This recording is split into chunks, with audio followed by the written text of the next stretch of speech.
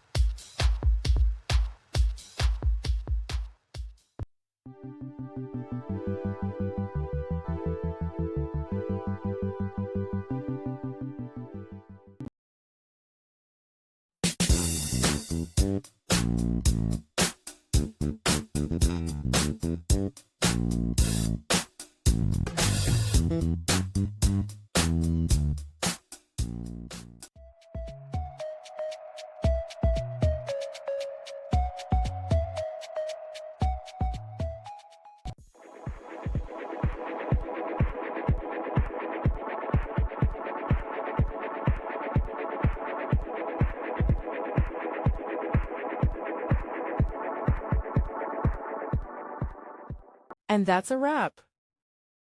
I hope you found the answer you were looking for. If you did, take a second to hit that subscribe button. It really helps out. And let me know in the comments which solution worked best for you.